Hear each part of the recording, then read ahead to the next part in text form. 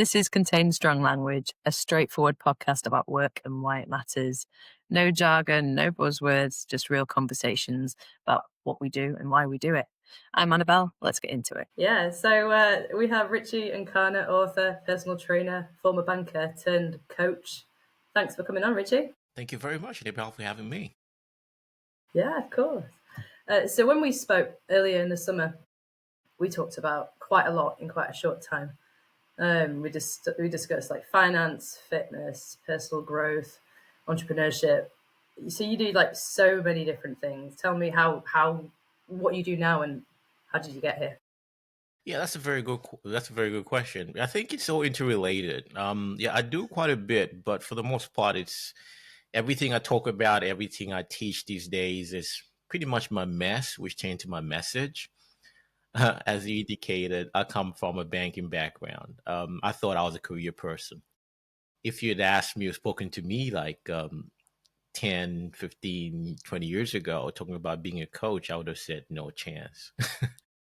So I think it was sort of like for me, they say change happens two ways. It could be through inspiration or desperation. For me, it was definitely desperation. Um, and for fitness to start off with was looking myself in the mirror, don't like what I see. And by not liking what I see, I'm not talking about the aesthetics. Yes, I put on quite a few pounds, as you can tell from my LinkedIn profile from a chubby banker, right? Um, it wasn't so much about the aesthetics, but it went beyond that. Looking myself in the mirror, I don't like the way I'm showing up for my kids. When I look in the mirror, I don't like Mm. the way I'm showing up for my loved ones. Look in the mirror, I certainly don't like the way I'm showing up for my employers, right? And at that point, I realized I was living in a problem. I came up, well, I've read this, think, some article or book by Bob Proctor says something to this effect. You can either be living in a problem, living in a solution. And for me, it was very obvious I was living in a problem. It was time to shift it into a solution. And I did reach out for help. Being in the industry I was in, long hours, I only had a very short window of time in the evening. I reached out to personal trainers because at that time it was more about the fitness thing. But the solution they gave me was just no right for me, right? Because it meant me working around the time as opposed to the time that I had. So I did the next best thing, and that was to go back to the drawing board and doing research. So I studied everything from sports therapy, metabolic conditioning, PT. Again, not to teach, not to coach, but to help me. And that's what came out of that solution. But with that, right, with that, I think it was the people around me who noticed that change, that shift, said, asking me how I was doing it. And when I told them how long it actually took me to do what I was doing, like 20 minutes at a time, 3 times a week in a kids training, because no way, can you show me how to do it? And that's how the coaching started. So I would put together programs, I would speak about these things. But what was so interesting about this whole thing was I enjoyed it. Because for the longest time I was coaching for free, but I enjoyed it. And I had to I reached out to a business coach. It was like, how is it I can actually translate this? Because I know I'm getting a lot of referrals. I know I can help a lot more people. I can reach a lot more people, but I don't have the capacity. I've got this demanding Of course. banking job. And yeah, it's true that then, I got introduced to the business side of coaching. Mm-hmm. And this is where I'm at today. Yes, it's a shifted. That side offers fitness because I thought that was for me a solution. But over time, I Mm-hmm. think that has now evolved into what is called operator's edge because I realized not only in my own personal life, but with the people I was coaching, that it goes just beyond the fitness, the other aspects in life Mm-hmm. that we have to line up. It's about Mm-hmm. winning in all domains of life and not just in the one area to sort of like class it Quite. as success, so to speak. Yeah, absolutely. That's quite a journey. So, how did you transition then? Like, was it a case of like running your coaching and your PT on the side, and then that taking over, and then leaving with banking, or was it a cut and dry situation? Yeah, actually, I only actually finished delivered my last project because with banking, what I did, I've been consulting, I've been building systems. So for the last 20 years, I've been building banking systems. So I know systems, I know scale. I'm very good at doing that. So what has shifted now is actually building people systems. So I only delivered my last project actually in June. So I had still been working with banks, still working on my consulting business till yeah, so it was alongside that. So I was running my consulting business, facing banks. That's on the B2B side of Mhm. things, Mhm. whilst doing the coaching side of it as well. How does it feel now then? It feels amazing. It just feels Yeah, amazing because it's all about fulfillment, having that passion not that I did not enjoy, and I'm very grateful, I think, for what banking gave me and what it did for me. yeah, yeah, And it's just transitioning. Yes, it's pretty much similar in the case of frameworks. I'm all about frameworks and building systems. The only yeah. shift now is, as opposed to building corporate systems, I'm building people systems. And that is Mm, a lot more fulfilling because you can't put a value on that. When somebody shows up, like I'm feeling the best, I feel I can show up. I'm present at home. I've lost weight. yeah, My yeah. business is thriving, things like that. It strikes me that so I'm not a systems person at all. Like I said before, like I could do with some. So I'm glad that we're talking. But systems to me feel at odds with life and its messiness. But maybe that's just my perspective. I know that frameworks and schedules and processes are helpful, but life can be really messy, can't it? So it's interesting how you've come from this really sort of structured background, but then it's about the human at the heart of it, right? Absolutely. You're spot on right there because the thing about it, systems, I think, is not supposed to be rigid, right? Because if we don't have systems in how we operate, we become the system, right? Hmm. And with that, you find you end up drifting as opposed to being having that conscious deliberate effort where you got actually that vision, that clarity of actually where you're actually executing. And that's just part of my experience. So in say Operator's Edge, what I teach, we got when it comes to the systems part, there is a pillar called the builder, right?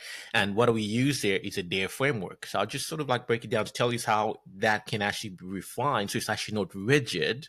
Because the thing about it, at times, yes, you don't want a situation where, because what system that might work for somebody else might not really work for you, right?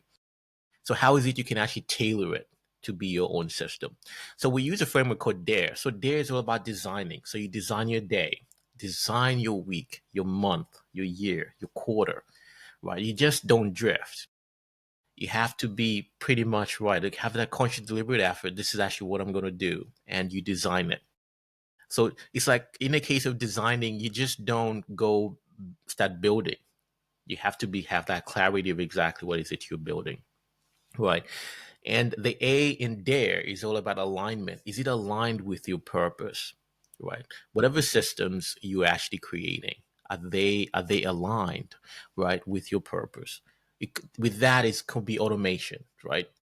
With systems, we're talking about automations as well. Is it something that's actually draining you? Is it something that, if it's draining you, do you delete it? Do you delegate it? Right? Hmm. Do you automate it? Right? Because for the most part, there's a lot of repetitive stuff that we do in life that we can then create that white space to do more value adding stuff by eliminating that, by automating it or delegating it because it's draining us, or deleting it altogether because it's not adding any value to us. I like the Right. sound of that one. So that's one Yeah. of the systems that we actually sort of like, that's what kind of systems we do. And the R is refinement. And it goes back to your question. Refinement, because whatever system I did a morning system workshop a couple weeks ago, and one of in that system, one of the tools I was teaching is all about activation, how you can actually activate yourself and actually show up. And with that, yes, there's different systems. It could be, for me, it could be like when I'm going into a meeting, listen to some music, right, to put me in that Yeah. state. Is it a cold Yeah. shower? Is it that maybe you take a walk? Is it jumping jacks? You do Mm. some brain Hmm. yoga? You see, that is about refinement. It's about understanding oneself and see what actually works for you. So you don't Yeah. get boxed down, you don't get shackled by a system, but you get actually what? Liberated, because you actually, that's self expression, right? So it's about that refinement.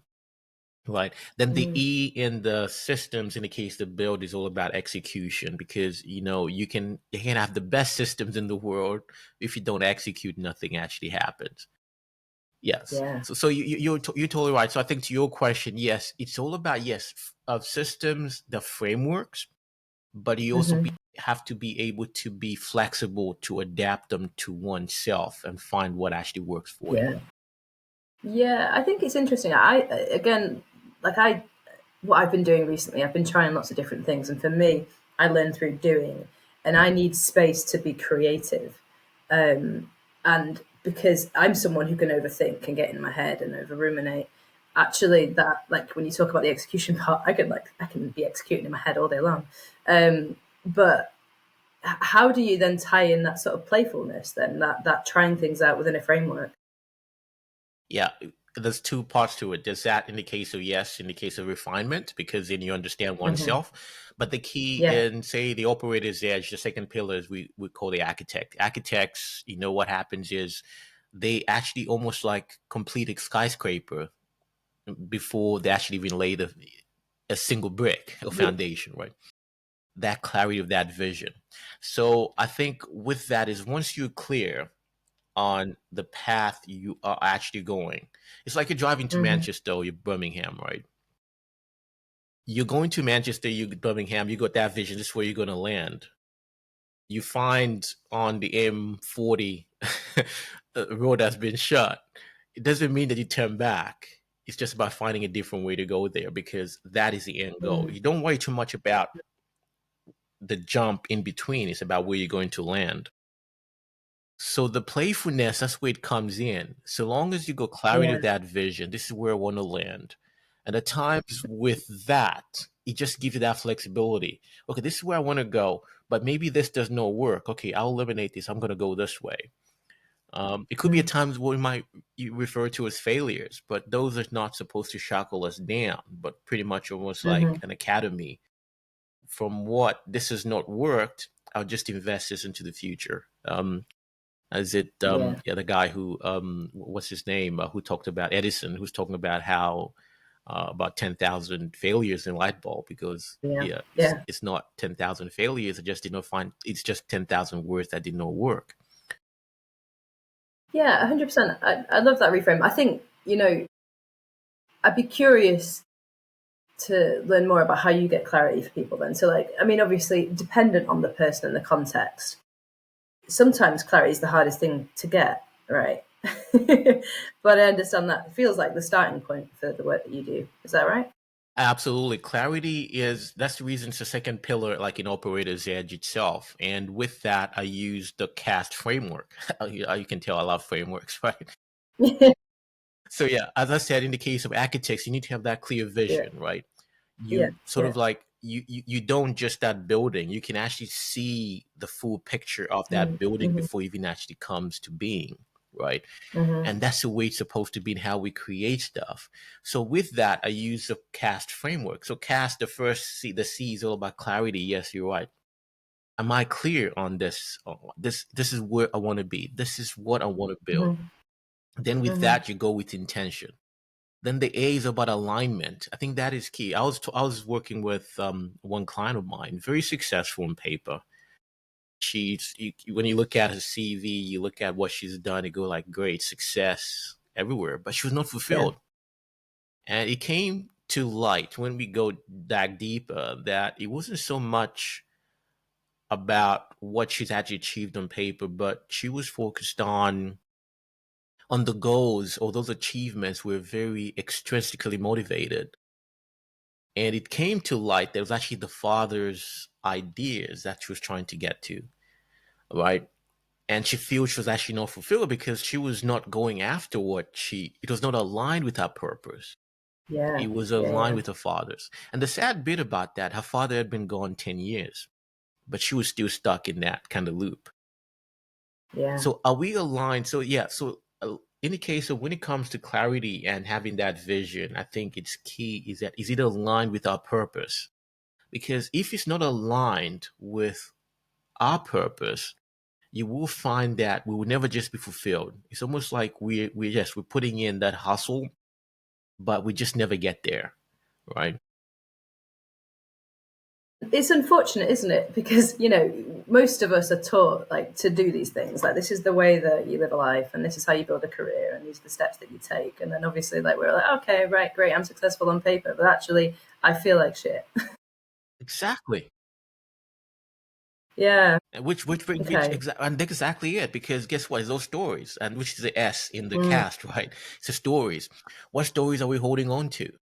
When I was yeah. coaching personal finances, for the most part, we got what I used to talk about the money story. What's your money story? Because we hear stuff like Yeah. Yeah. money does not grow on trees. You have to have money to make money. And Yeah. these are Yeah. kind Yeah. of things, these are kind of stories that are ingrained in our mindset, in our psyche that we don't realize it. But over time, guess what? They are our chakras that hold us down. So, what is the story? Can we change that story and take us to the T, which is the trajectory?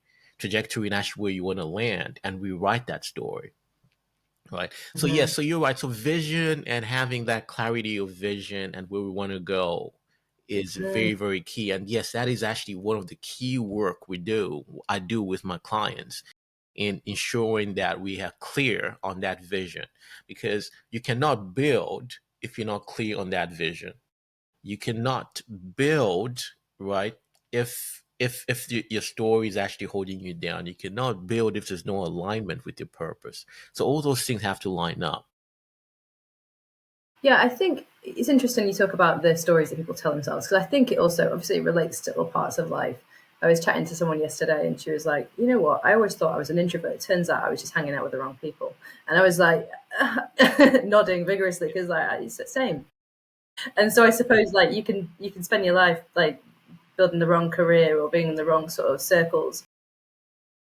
So yeah, I mean, I suppose we grow and we change, don't we? Like, how do we check in to see that like what is working or what our goals are now versus 15 years ago? But yeah, and that is key. Like in my case, I have check-ins. Like one of the systems I have, one of the tools I have Mm-hmm. is on a weekly basis on a Thursday to do issues with families. Was I present? Right? Have I been present with my loved ones? Right? Looking back on a Friday, right? Okay, what is it that I tolerated this past week that I don't tolerate next week? Right? And it's about having those systems because you have to have that conscious, deliberate effort to understand and looking back and playing back the tapes of the past week, past few days, and see what is it that was actually draining you, right? Would I want to lead me if I was a leader, right? Things like that.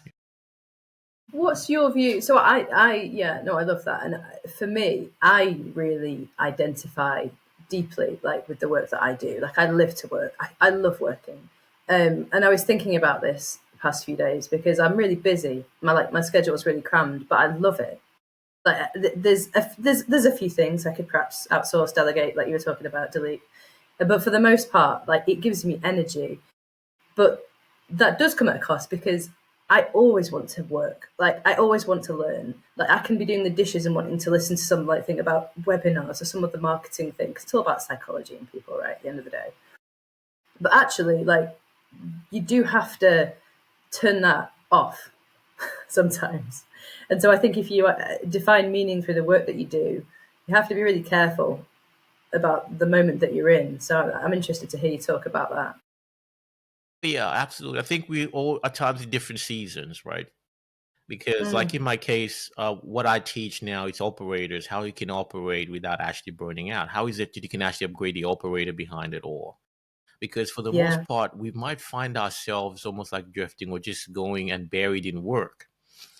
And with that, the danger is sacrifice. Is sacrifice. How is it that we can actually scale without sacrifice? And that's where systems come into play, because if you're not aware, like in my case, that's the reason, like it's all about how you can win, not only in life in the case of health, but in business, but also in relationships. Because I've worked with very successful sort of like leaders in the past, and doing great on paper, money, big teams, and all that. Maybe they came to me initially for fitness and health, but when you look at home, they're physically there but not really present, right? So it's things like that. So it takes that awareness, and you find that you get buried in work, that one area of your life does get sacrificed, right? Now, how is it you can actually balance that? And that's what it's supposed to be. Like for me, it's actually key to be aware in all these kind of three areas. And that's what Operator's Edge is all about. How is it that, right, you can balance all these things? Yes, having a balanced life at times is almost like it's not very practical, because at times with certain different, depending on what season you're in, certain things tend to weigh a little bit more than others. But for the Yeah. most part, you can be able not to neglect one area or sacrifice one area. And for the most part, most Hmm. people don't, we don't realize that.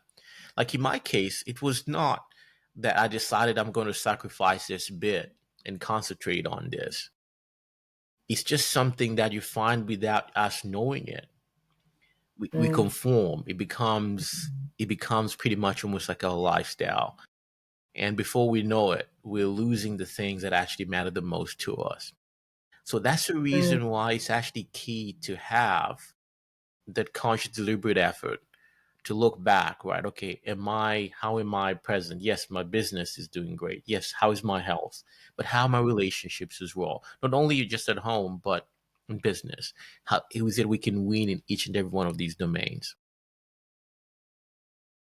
So yeah, I mean, I love, and I have to watch myself because I get so seduced by the hustle, and not the machismo, like the people that, the 20-year-olds that don't have kids, because I'm like, their life's not my life, right? Can't relate. But I I do love, like, I love business and I love money and I love, like, feeling successful and all the ego stuff that's associated with that. So it is hard sometimes to be cognizant and be like, actually, do you know what? This perhaps is helpful for this season of life, but it can't continue. Yeah. It can't be a sustained energy. I was gonna say energy drain, but yeah, But yeah, energy is part of it. And that's the very first step, yeah. because energy drives execution, right? So if we don't have energy, we cannot execute. But again, so yeah, so you're right. And for the most part, is we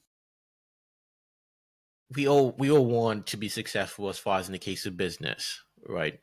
And for the most part, what I've found is even those operators who happen, maybe one area seems to be slipping away, it's not that they decide I'm going to let that happen. It's just something that happens, right, with Hmm. them realizing it, right? But how is it you can catch it before it happens? And that's what these systems are all about. Like in my case, the systems I have in place, or I employ as well, and I share with my clients, is how is it you can be aware, so you don't wait till you get to that point that it's a little bit too late. How is it that you can be on top of it and catch it before Hmm. anything happens? How do you help people sort of untangle, like, who they are from what they do? Um, I think there is two areas. I think one is it starts with the line alignment itself. Hmm. Are they aligned with their purpose? Right. It's about understanding your purpose, because if you know oneself, then it's easier at that moment in time to sort of like untangle, in the case is it business or and life. But also talk about relationships as well. How are we in tune with the people that matter the most to us? Mm. Because business is just one part. What's I think what is the purpose of actually winning in business when everything else is actually being sacrificed? Hmm. So I think it's that awareness. Um, and I think that is where it's lacking because for the most part, as I said, and I'll keep on saying this, is most leaders don't decide I'm going to sacrifice this. It just happens because we're so focused on getting that success, but it's just one area when we should be looking at how is it we can be successful in all domains. No, it makes sense. Is there in your so this I think you've mentioned it a few times, so I forgot the name of it. Your mastermind, is that what you're talking about with the key pillars? But yes, Operator's Edge. Yeah. Yeah, yeah. So is that specifically for people like who do you like to work with? Is what I'm asking. No, I think it's for high achievers. It's pretty much in the case any elite performers that want to operate, you know, have an engineered edge pretty much from the inside out. So this is pretty much open because Operator's Edge is not just a concept; it's a lifestyle. How is it that you can win in no domains of life? So whoever wants to operate at that higher level, and for the most part, it just so happens that the most part of people I work with are business leaders, are senior leaders. Um, but yeah, it's pretty much open to everyone who wants to operate at a higher level without sacrifice. That is. So when you work with that bunch of leaders, what is the thing? What are the what's the one thing you want them to walk away questioning about the way that they work? I think it's more about we because we have been sort of like indoctrinated that in the case of success, it's all built on hustle, right? That success is no built on hustle; it's built on being a stronger operator, right? That version of you that leads with energy, clarity, and more conviction in every domain of life, right? And it's just understanding that it's not just about that hustle, but how is it we can win in all these domains of life? We can have more energy, we can have clarity, and that's where we're going, but we can also have that legacy in building those relationships that actually matter the most to us. Yeah, I mean, I'm coming at this really from a work and business point of view, but I appreciate that this is about so much more, right? So, how did you like find out and teach yourself about all the other stuff then? Like about the emotional resilience. Obviously, the personal training and the fitness was part of your background as well. But how did you piece all this together? That sounds like quite a journey. Yeah, it's actually quite interesting. I'll tell you what really happened here because I was on paper, yes, successful banker, big teams, big numbers, even bigger goals. But my body was breaking down, which I did talk about earlier in the case of fitness side. Energy was tanking 2 p.m. Relationships on autopilot, living on caffeine, dopamine, and adrenaline, right? Damage control. But one thing I realized is that you cannot run a successful business from a low performance life because energy drives execution, right? Systems drive scale, and relationships pretty much fuel everything. So for me, what I ended up doing was to write playbooks because I started off with fitness, but fitness opened up a few more cracks for me. I was winning in that area, but I thought other areas were actually slipping because my systems were not supposed to be in play. Yes, I was grinding, I was doing great in my work, but I was burning out. I was building systems, but I also knew burnout because I lived it. How is it I can actually sort of like figure this thing out? So what I did, I started writing playbooks. So one for energy systems, I did write playbooks for that, for my vision. Then I wrote playbooks for systems. Then I wrote playbooks for relationships as well. So in total, it came to about 8 playbooks.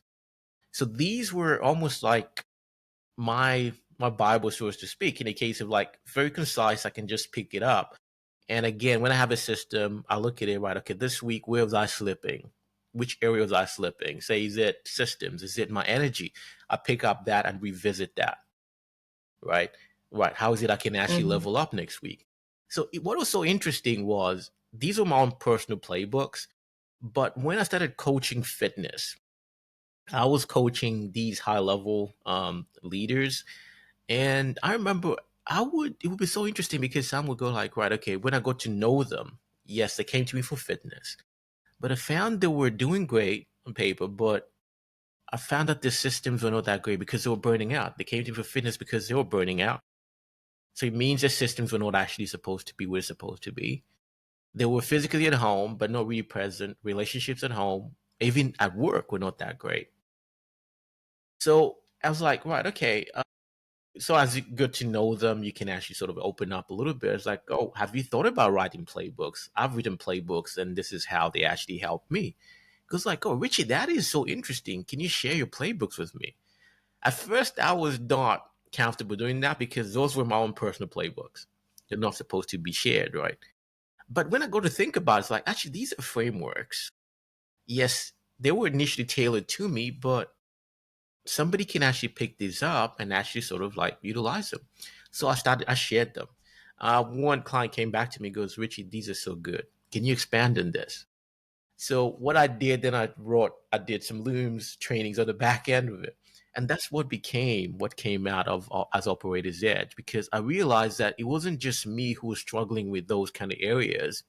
This is a wider issue, right?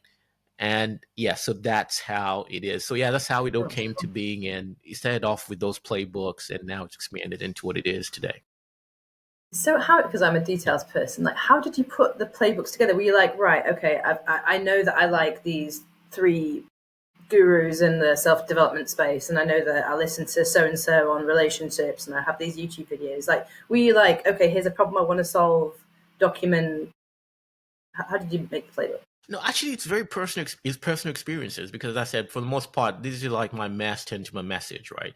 And because I like building systems, I've been building systems in the Yeah, banking area, so it was all about systems. So energy systems, like I just told you, the one I've told you, like say we got with energy, what I call the operator. It's based on the prime framework.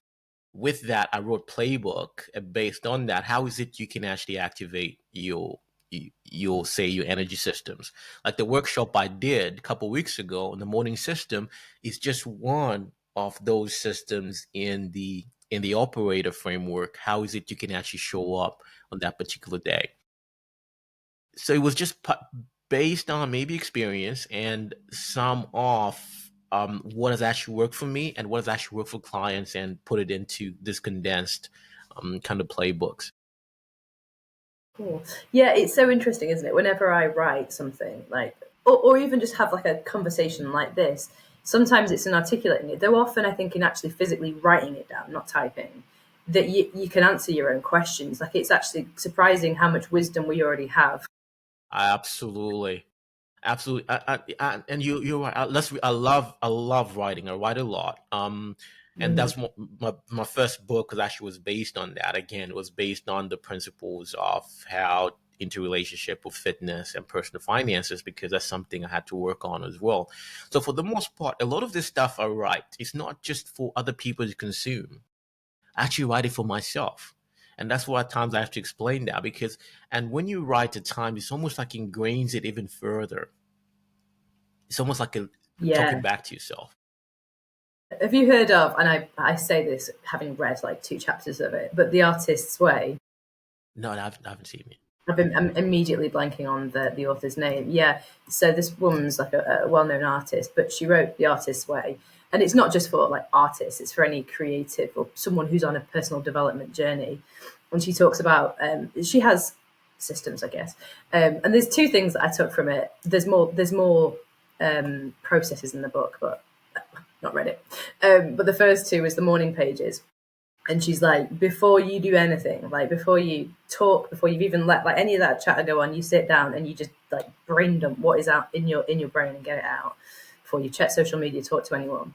And the second one was taking yourself on an artist date. So like every week, find somewhere that you can go and spend like 20 minutes with yourself. You have to be on your own and go and do something that lights you up, that inspires you. And I just I love that, and it's Love making me that. want to do morning pages again. Yeah, check it out. It's quite a big book, but I'll check it's it out. good. Yeah, that's really good. Yeah, yeah, it's cool. Um, and I think that's quite a playful, creative way to perhaps get at the clarity that we're talking about, because it's not always obvious. I mean, I feel like it often isn't. No, it's not. And you're right. Like in my case, I do something similar, but I don't do it in the morning. In the morning, I do it the night before. So the night before, I have, like in the case of like a night routine where I'll just have a brain dump of everything, because that way I can have Yeah. better sleep, right? So, Yeah. and I Yeah. wake up as well. I know exactly what I'm going to execute the following morning. Of Mm. exactly what. You have a plan Yeah, already. exactly. Yeah. So I like yeah, that. and that's exactly it. It's having those systems, but find exactly what works for you. It's about finding what works for you. I think like it's amazing that you did this work, and obviously it's been really helpful for you personally, let alone professionally. Sometimes I think people feel the weight of the work that's needed to be done. It feels like a lot, doesn't it? It's like, okay, so these playbooks are amazing, but like I'm working a full time job. I'm at the gym working out. I'm doing all these things, and now I've got to create a playbook for every area of my life. Like it is obviously worth the work, but it does still feel a little heavy. Do you know what I mean? It sure does. And that's the reason I did it for them. Like I do for a client. That's the reason, like, you got people like myself who enjoy Yeah. building systems, and we do it.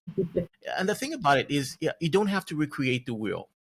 And I think that's when I realized, initially I was quite hesitant in sharing those playbooks with my clients, but then I realized they don't have to recreate the wheel when I've actually created it, because these are frameworks that are applicable, pretty much, to anybody, right?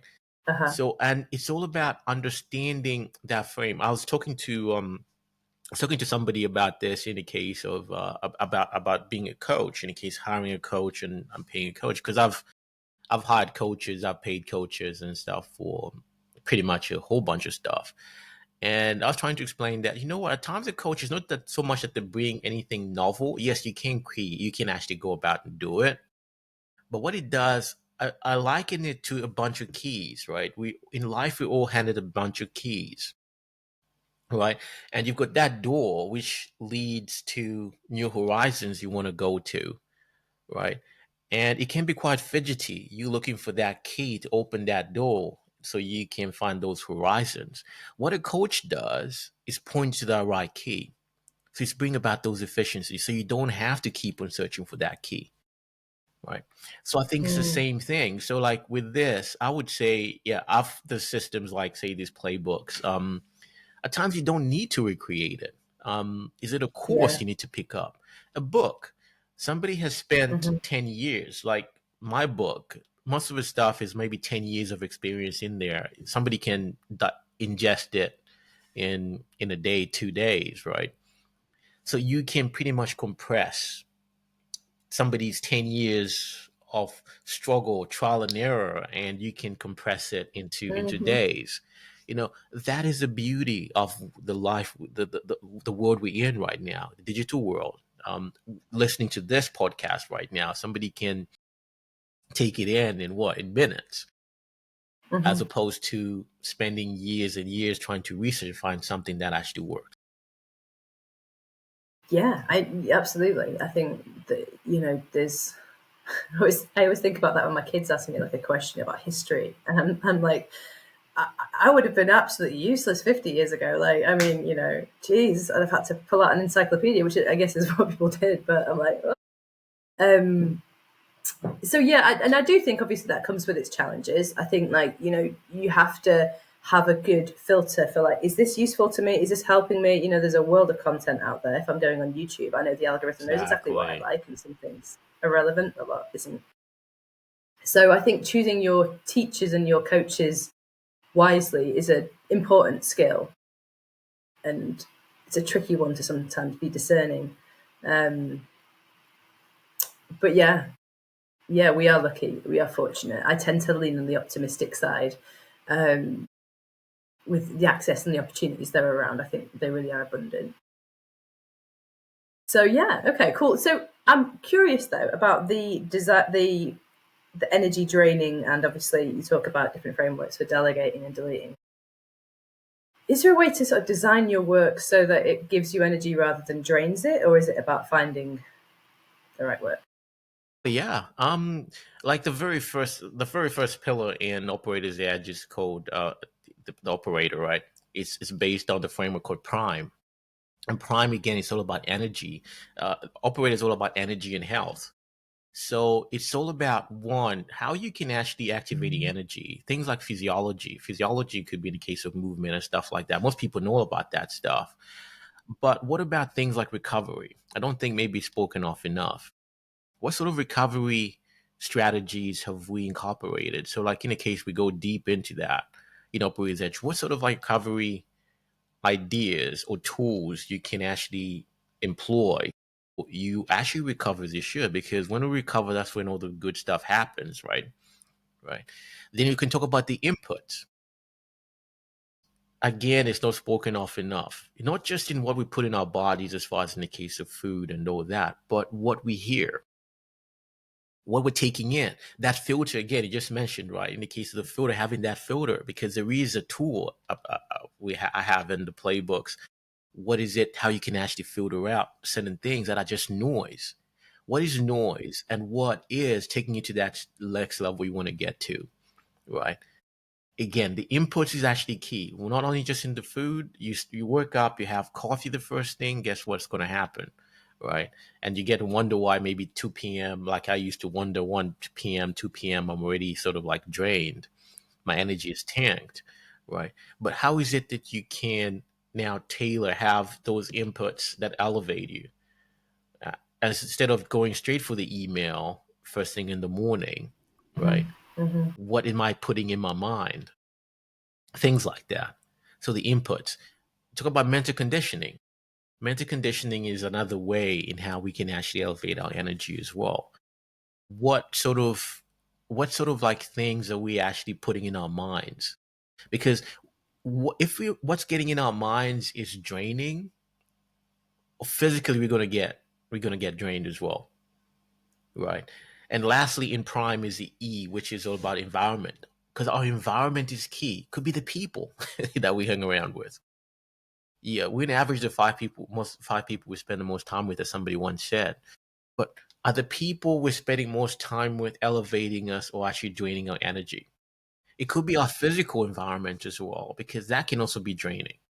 Right? So there's a lot of things in there. And again, these are kind of things that we have to be aware of, because at times we don't realize. It's only when we have it in context, then we go like, right, okay, this I'm actually missing in this area. How is it I can actually level up? I love that you talk about recovery, because you're right, we just don't talk about it. I had a friend on a few months ago, and she's a yoga nidra teacher. Have you ever done yoga nidra? It's amazing, and it helps. So you talked about the brain dump at the end of the night, which I totally need to do because I struggle going to sleep, which is when I use yoga nidra. And it is basically about full body. It's not active like yoga. It's actually just full body relaxation. And I've forgotten this stat, but it's like apparently, an hour of practicing this is like 5 hours sleep. It's deeply recharging. And she's called Sam. She was saying like we just don't talk about rest, No, and it's just like it's such an inconvenient. We're like, oh, doesn't sound productive though, does it? Doesn't make us like thinner or richer. So yeah, that's interesting. You talk about it. It's we need it, but we don't ever want to think or talk about it. exactly. And actually, the thing about, yeah, people will go like, as you said, people say like, all right, it doesn't make us thinner or whatever, but actually it does, because all Yeah, this stuff happens when we actually rest, right? That's yeah. when we lose weight. In the case of like breathing, just breathing, because for the most part we don't burn fat, we breathe out fat. That's what people actually didn't know that, because like when you look at it, over sixty You're just percent blowing my mind. of What? fat loss is actually through breathing, right? So it's things like that. So yeah, again, it's that awareness. In the case of when you sleep, that's when the body recharges. That's when all the good stuff happens. So I guess, yeah. I mean, that's so good. If someone's listening and they're trying to work out like where they are without this balance, where would you tell them to start then? I think you probably mentioned it in one of your frameworks, but yeah, where can they start thinking about all of this? I think everything starts with the energy, right? Because you cannot execute without energy, and that's the reason, like in operator's edge, operator is the very first principle. It's having being that awareness. What's actually draining me, and how is it I can actually elevate my energy, right? And it could be having a better morning system, could be a better night system, because everything. At times we focus on the day. I don't have energy today, but we forget everything starts the night before that.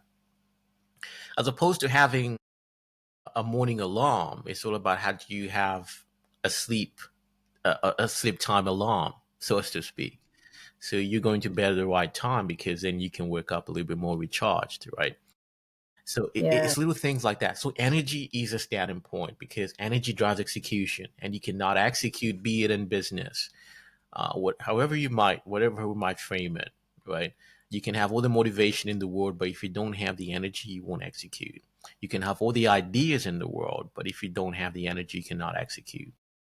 So I would start with energy as a starting point. And it could be all those things I talked about earlier. It could be the physiology aspect in the case of putting in movement. You don't get energy, you generate it.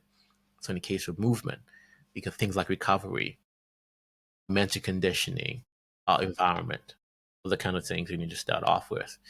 And the next step would then having that vision, clarity of the vision where you want to go, because you need to channel that energy somewhere.